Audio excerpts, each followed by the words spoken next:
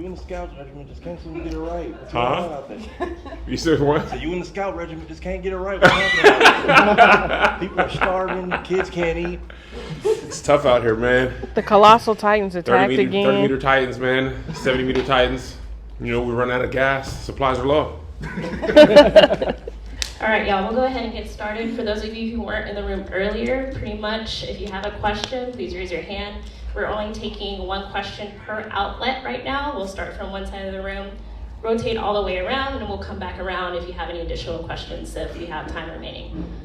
So thank you guys for coming out. This is the press conference for KevOnStage, just to make sure you're in the right room. If you're in the wrong room, I don't know if you didn't recognize them, but just making sure you're in the right place. So we'll allot about 20 minutes for questions, just because we have a press conference immediately after this one. We'll do our best to get through as many questions as we can as possible, just so each of you have enough time to get at least one question in before time's up. So without further ado, I'll take the first question. Hi, very nice to meet you. You as well. Thank you. My name is Kristen. This is Yasmin. Hi. Hey.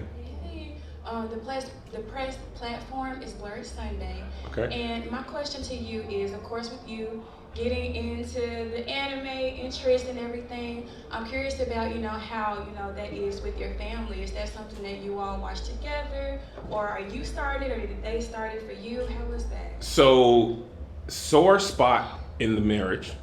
What happened was, I'll tell you the whole journey. So I was on Twitter, and a homeboy of mine who's not like an anime fan, he was like, yo, this show Blue Eye Samurai is really good. Like one of the best shows I've seen, period. And I saw it was animated, so I thought it was anime. So I watched it, and I was like, yo, this is great, blah, blah, blah. I was just on Twitter like, yo, this is great, And somebody was like, yo, if you like this, you might like that, right? And it was Attack on Titan. It was like, bro, watch Attack on Titan. It's just as good. It's one of the best shows ever. So I watched it. This is the truth. My wife will not tell you this, but the truth is my son had soccer practice. I watched it. I started it, and she started at home without telling each other. Okay? We both was like, oh, we're going to start at home. Oh, you watch it too. The problem is the show was so good, I could not wait for her. She wasn't on my pace. She was like, oh, I could watch it over months. And I was like, I need to know what happened. So found out my youngest son had already watched it. So we were talking about it. He was like, oh, just keep going. So then I was going upstairs asking him questions and things like that. So my oldest son watches his own. I actually forced him to watch the pilot of Attack on Titan. I was like, and everybody in his family got to see this pilot at least. But yeah, my youngest son is into it heavily. My oldest son watched some shows, but he's not terribly into it. My wife has watched probably 6-7 episodes of Attack on Titan, but nobody but me and my younger son watched like heavily. But it's cool. It's a cool family thing. Low-key, my youngest son and I, it's a great connecting thing for us. Like my oldest son, we talk sports all the time. But my youngest son, I watch Jujutsu Kaisen because he watches, just so I have something to talk about with him. So that's a definite dope way to connect with him because he's super interested in. Usually he's just like, school's fine, But then I was like, yo, Yuji, what's up with Toji? He's like, okay, so he got the heavenly sack, and then it's like a totally different conversation. So that's the long story. That's beautiful. Thank you. Mm-hmm. Hi, my name is Chori Dominique. Hello. Hi. My question is, while most people can watch like anime at home and enjoy it, but then moving into the con culture here at DreamCon, what is that experience like for you? It's crazy. It's so many people. It's so wild. I wish I could go through like I wish I had found it before I was like KevOnStage and could have went through and seen what like the exhibition hall is like. But with the amount of people wanting to take pictures and stuff, which is great, I just can't experience things the same way everybody else can. But I wanted to go buy some swords yesterday, and they was like, do not walk through there. You will never get out. You will never make it to the end.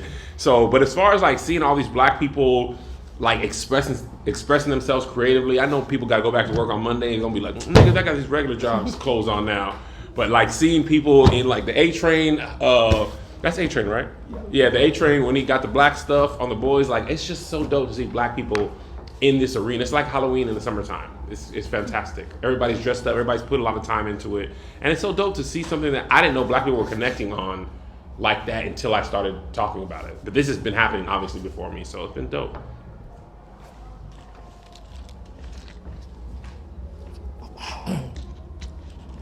How you doing? Good, brother. I'm Kid Phantom, and this is Crystal Bay. We're with the Blur Spot Podcast. Hello. So I am a family man just like you, and we have a lot of rookie anime watchers in the house. Yeah. What anime would you recommend for someone who's not deep into the anime game, or someone who's a rookie anime watcher like yourself? This is such a tough question. My honest opinion, I know there's like the starter on anime conversation. You have to watch like these three. What happened for me is people knew me, recommended something that I like based on who I am. So a lot of people were like, you should not start with Attack on Titan, but like that's the type of show I like when it's live action. You know what I'm saying? So I think it really depends on who you are. Like for my wife, I would say Death Note, because it's like suspense enough, and she likes, mystery and all that, and cat and mouse type of games. For my youngest son, it's Jujutsu Kaisen is his favorite show, but even if it wasn't, I would have told him that, because he likes action, and they just throw hands every day, all day in that show. For my wife, I probably would start with, who else is left? Oh, my oldest son, I put him onto Attack on Titan, because he likes great storytelling. So he enjoyed it, but he just didn't finish it. But I think it's really personal to who the person is, versus like, you got to start with these three, because if you don't connect to them, then you might write off the whole genre. And there's so many different types. And I'm super new, and I'm still discovering all the different types. I just want to say shout out to you for starting One Piece though. I'm in 200 Naval Fortress game. Huh? English or Japanese? English. I speak English, man. Hey, don't let them shame you. Don't let them I'm shame saying, you. I don't care. You can't stop me. Don't fight the cult. You fight the cult. Yeah. You ain't never gonna level up unless you listen to Japanese. Nah, man, I don't want to. And Don't let them shame you. I watch see, shows. I just talked about this yesterday. Sub versus dub. It's a cult. That's all I'm saying. Hi. Hi. My name is Lady Mandalore. I am from Blur's Eye Views podcast. Hello. Hi. And my question to you, statement question. DreamCon is, for me, a place where a lot of new and upcoming content creators, cosplayers, people new to the con scene in general, get ignited and inspired by everything that they see around them, and even to push themselves even further. I want to know what inspired you to create your own app, and one of the other two questions, and if that helped you get leverage for Churchy. Yeah, I really created my own app simply because I wanted a space to create higher end content. YouTube is great, but it's free, and the amount of money you put into it doesn't always come back in the ad space. So by putting that content behind a paywall, I was able to generate more income to create higher production quality content. What was the second part? I'm sorry. If having the leverage for Churchy. Yes. Yeah. So what happened was, I don't know if it was leverage, but one of the executives that helped me sell Churchy was on the app, and he was just watching the show with his wife, and him and his wife just loved the show, and he was like, this is quality enough to be on a network. So absolutely leverage 1000%. I think being able to finance it, my wife and I finance it ourselves, that helped tremendously, because it was like, oh, he's like, it was kind of like, you've made it already, right? It's a lot easier to sell something that's already made than to like convince somebody they should make it, because there's a lot more money involved. So I think in that way it helped have leverage, because it was more of a proof of concept that people have already seen. You could go through and read the comments, you see people already love it. So part of the job that the network would have to do is already done, because the audience is already there. Proving the audience is already there was the hardest thing about Churchy. Chris Carpenter from ShotSpot Shinobi.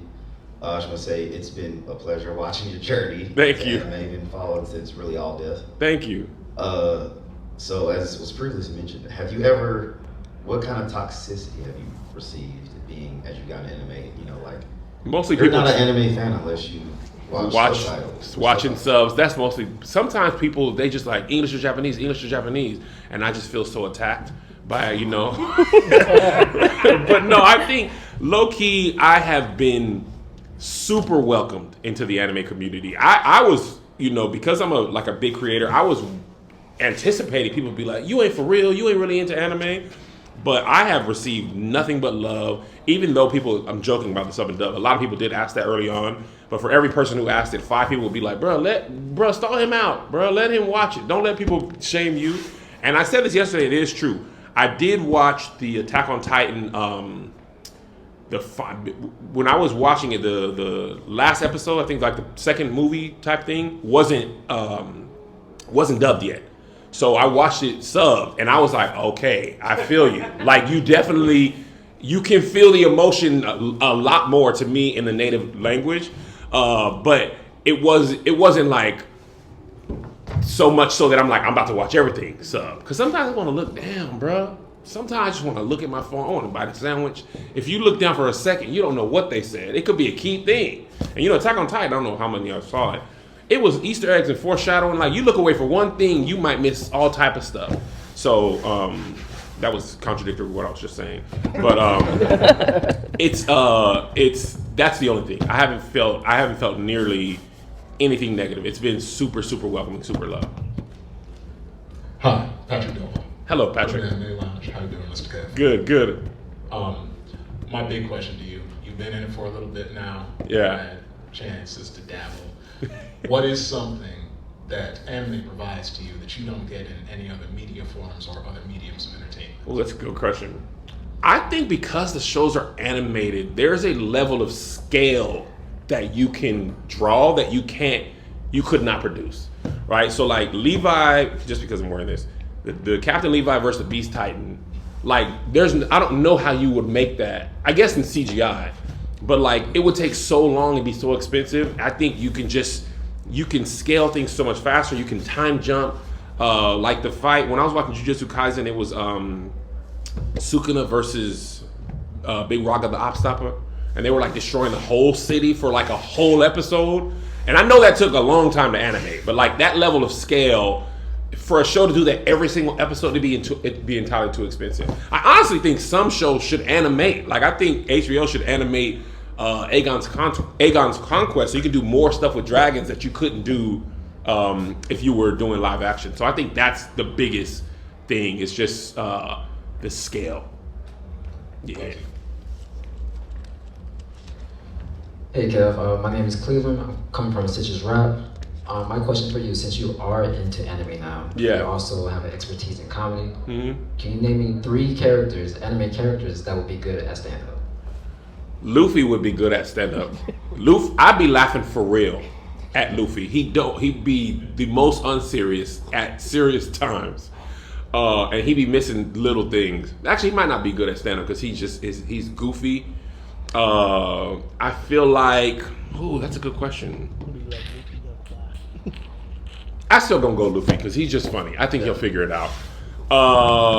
He's also very blunt too. Yeah. Let me think. Man, good at stand-up. That's a great question. I never thought about that. Maybe Usopp because he be lying a lot. You know what I'm saying? To create great stories. I be cracking up at Usopp as well. And I feel like, I can't think of his name, but the main character of The Way of the House Husband.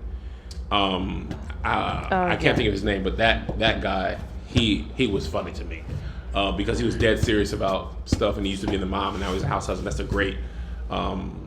a great angle for a comedian to take. So I think him. I can't think of his name. But that's a great question. I'll have better answers the next time somebody asks me that, because I'm sure somebody's going to think that's the first time somebody asked me that. Tatsu, that was his name.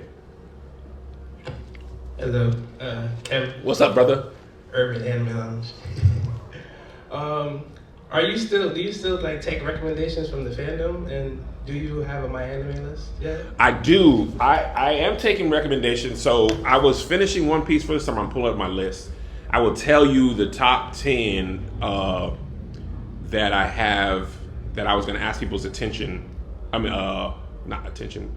Recommendations for. Okay. So the top 10 that I had left, I cannot find my note in my phone, but I can tell you the ones I remember off the top of my head while I continue to scroll. Yu Yu Hakusho is highly recommended. My Hero Academia. Baki. I don't know if it's Akame ga Kill or Akame ga Kill is recommended a lot. Code Geass, Bleach. Most people are like, don't do Naruto until I finish One Piece, but I should definitely. What? Don't listen to him. Don't listen to him. Yeah. Don't do. Yo, if you want to be the top of the community, just skip Naruto. No. Really? Don't do it. It's good. Don't skip it. It's good. Just They set you up. Just look up the filler cheat sheet. And But those are the one. Oh, Hunter. Is it Hunter? Hunter x Hunter is recommended a lot. And I think that's it. So I'll probably choose from. Oh, Demon Slayer. Demon Slayer is probably the one that gets recommended the most. So I think of those, I'll probably choose one that's kind of action packed from that list. Can I drop like 2 on you? Yes. It's outside the circle scope of like mainstream. Okay. Sort of. 86. 86? Yeah, 86. Okay. Erased. Okay. And Iron-Blooded Orphans. I'd never heard any of those. Iron-Blooded Orphans. 86, Erased, and Iron-Blooded The number Orphans. 86. Okay. Erased and Iron-Blooded Orphans. Got it. 86 is like 26 episodes. The next one is 13. And IBO is like 50. Got it. Okay. Cosign for 86? Required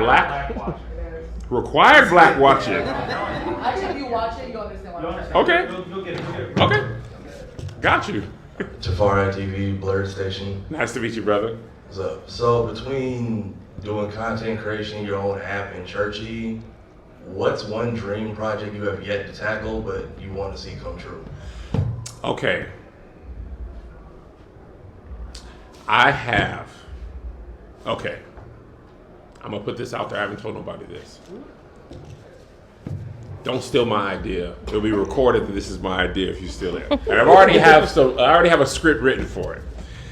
I have an idea for a zombie film where. Okay, let me explain it to you. Okay, I'm gonna tell you. So you know how when you watch zombie movies, they're always like zombies are dumb. They don't know. They just eat brains. They don't. They have no like that's always how they are. And then like maybe World War Z, they're a little more smart, but they're always like usually very classified as dumb. I had an idea for a zombie movie where zombies, they're all black, right? But they because I just want to make stuff with black people.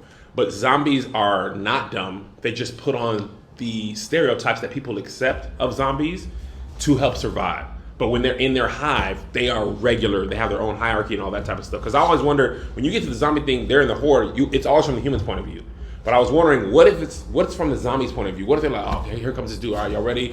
And then they turn into that because that's what helps them survive. And it's kind of based on how black people, when black people were slaves, like they played dumb, they acted like they couldn't read. They did a lot of stuff that played into white stereotypes so that they could survive. But they were actually very smart, could often read, and that's how they utilize stereotypes against the stereotypers to survive. So I want to just put that to zombie world because I thought that would be good. And I like zombie movies, and I've never seen a zombie movie from the point of view of the zombies. Whenever that script is ready, we got a home for you over here. Okay, thank you. Now you might have to get with Jordan Peele on that one. I might have to pitch it because I've been trying, but everybody's like, that's entirely too expensive, and I ain't got the bread to make no zombie film. I ain't gonna hold you. Go ahead, brother. Famous Nugget from LV1Gaming.com. Nice to meet you, brother. Part about being at the end, my question gets answered already, so that's pretty cool. Okay. So I want to ask, you talked about earlier, seeing black people in the space and doing this thing was awesome for you to see. Is there anything else that you've experienced that you didn't quite expect from your journey from the beginning to now? Anything you didn't expect other than, seeing a bunch of black people loving anime? Well, I think it's part of that because it's like a lot of people I followed on Twitter and Instagram who I never even knew watched anime. Like I know there's a lot of anime fans who have like anime profile pictures and in their name, like, of course they watch anime. But like rappers pull me to the side and be like, "Nigga, you watch that you?" And I'm like, "You watch anime?" Like Gold Grills, like never tweeted about it ever, but I've seen every single thing. So it's partly like, you know, a lot of my friends were like, I'm talking about cool dudes, like cool people who like try to hide their anime part will DM me and be like, "Bro, I grew up watching anime. I just didn't want nobody to know." So that's really what surprised me. I think DreamCon people are like more comfortable with who they are and all that type of stuff. But how many people who I already knew who watched anime, pastors, one of my pastor friends was like, "I can't wait for you to finish Attack on Titan." I was like, you was watching all this blood? You know, so it was so many people who already watched it who didn't talk about it ever. That's the thing that surprised me the most. Appreciate it. Yeah. What's going on, Kev? What's up, brother? Here, my name is Nugget with Level 1 Gaming. Nice to meet you. Nice to meet you, man. So you're doing a lot of cool things. Obviously, social media star. You're doing some stand-up. Yep. You're doing some movies and shows. What's next, or what is something that you maybe want to accomplish as far as your career? That's a good question. I think just kind of continuing to do what I'm doing. I'm always excited about my next great idea, you know, so I think that's one of the benefits of being able to be independent. I would love to do another TV show. Would love to get another season of Churchy. Love to get a TV show on network television as well, or Netflix, because those is basically the same now. But I think the thing that I'm most excited about is when I'll be able to produce other people's ideas later in my career, when I can be like, "Oh, here's this great script from this unknown screenwriter." I want to be able to take that and make that and give that opportunity to somebody. I think that when I get to that part of my career, I'll probably be the most fulfilled, because I really, truly love creating opportunities for others. I think that makes me feel the most fulfilled out of anything I do. So I think that's probably it. Thank you, man. Mm-hmm. How you doing? Hello. Giannis Banks with the Great Mind. I know you've done different lists. You had the beers, you know, you was trying the beers to see what you like and recommendations, and you're doing the anime as well. Do you see yourself doing more lists like that? And do you see yourself doing voiceover work in anime? And if there is, what kind of show would you want to be? You know, for the beers thing, I think that was just a fun thing that I was doing. I don't know that I would try it again, because mostly that was just mostly for kicks. Voiceover work is so much more of a skill than I think people realize. A couple of my friends are voiceover artists. I don't know. I think anything I do, I will just sound like me, and I would love if somebody gave me that opportunity. But when you see like true voiceover artists, like that is another skill that I think needs to be learned. I would absolutely welcome the opportunity if I could, but I don't know if that opportunity exists. I remember when I was watching Afro Samurai, I didn't realize Sam Jackson was both characters for a minute. And that's like another example of like, he really contort. Obviously in one voice, he sounds just like himself. But the other one, I was like, who's that guy? And it was Sam as well. So I think I would be on there sounding just like KevOnStage. And that's fine if the character is okay with that. Yes, ma'am. Hello. Hi. Hi. I'm Eunice I'm the creator of Black Girls Anime. Nice to meet you. And everywhere else. Kevin, we love the passion that you have for the shonen world, but what can we expect for you to dive into shoujo, josei, the slice of life genre? You know, I have Taylor, I think her name is Favorite Senpai. Mm-hmm. She had told me to watch something. Nana. I don't remember what it was. It was Nana. Was it? Anna? Nana. Nana? Yeah. I'm waiting Vivian for you so you can, get inspired. Oh, okay. I thought about doing that next. Here's my fear. Can I tell you my fear? Please. I haven't watched an anime that I don't like yet. Right? I haven't had anything I don't like. My big fear is when I watch something I don't like and I'm like, what y'all think about this? And I'm just like, people be like, that's my favorite show. How come you don't like it? So I feel like if I don't watch something in the shoujo,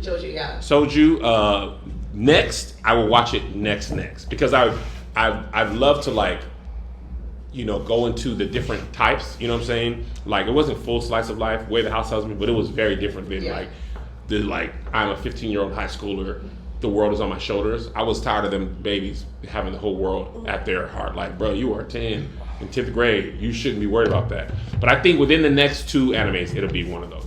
Do you want a suggestion for a good slice of life? I do. Kids on the Slope. I think about everything we've learned from you. Kids on the Slope? Kids on the Slope you'll enjoy. And of course Nana, because I'm biased. Okay, Kids on the Slope, Nana, and you said yours was 86?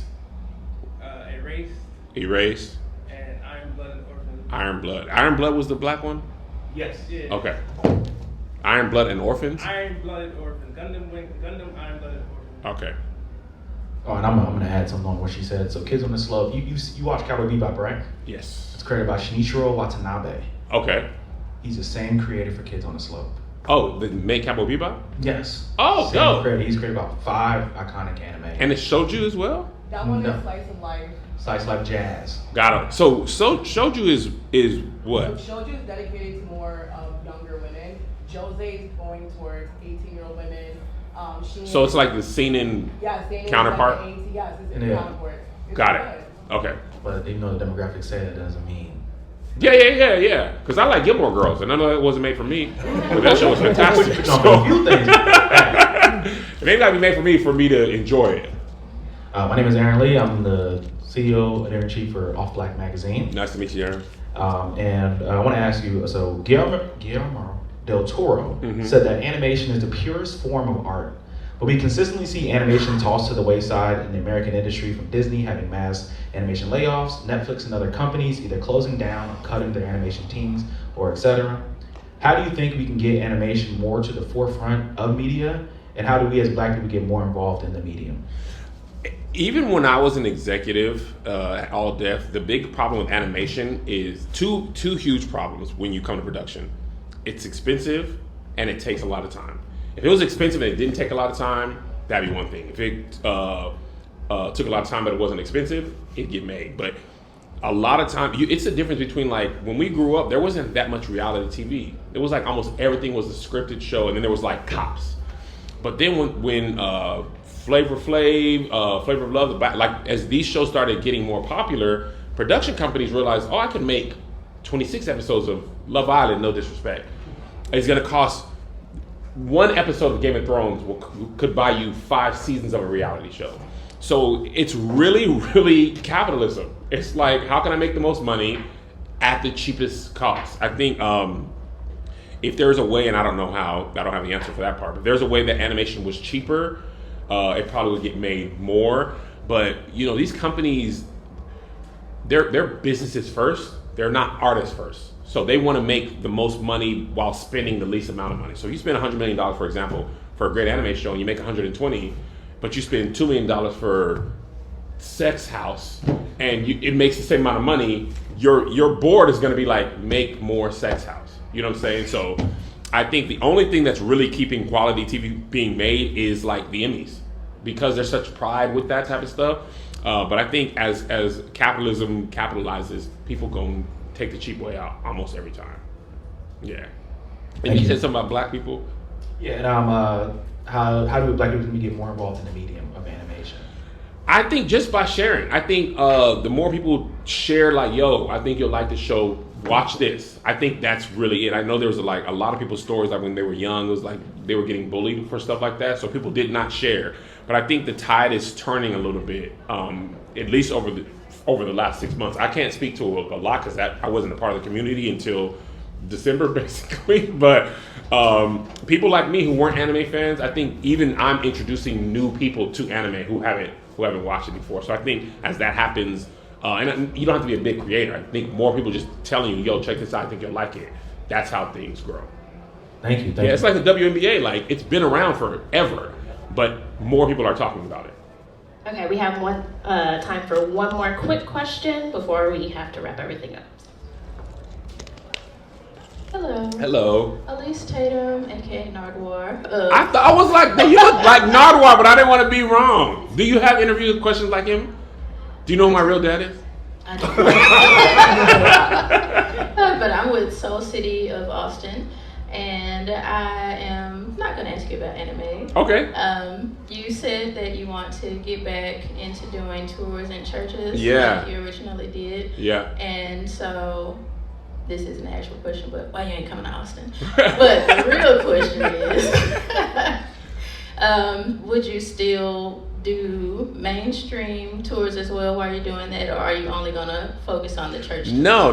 I think I will always do. The thing I like about the audience I created, it allows me to be who I am when I want to be that part of me. So I did a church show in LA with like Fred Hammond and stuff, and it was just like, wow, this is what my like natural, comedy stylings are from. Like I grew up in the church. All my first jokes were about church, but you can't say nigga at church. So I do like to say that, and I like to talk about sex as a married man and stuff, and that don't go over in church. So the Ball Brothers thing that me and Tony Baker have done wouldn't work in a church. So I think it's the same way to me. It's kind of like Kanye making his first 3 albums, then making 808 and Heartbreak, then making my beautiful Dark Twisted Fantasy. Like I want to be able to create this, do this for a while, then I can stop and do this for a while, then I could do one-man show. I think that's how I think of it, more than like I'm not doing that anymore, I'm doing this now. You know what I mean? Because the same year that I do the church tour, later on in that year I'll do a tour where I'll be back to doing my regular comedy type. Thank you. Of course. Thank you, everyone. So that concludes our press Thank conference you. for KevOn.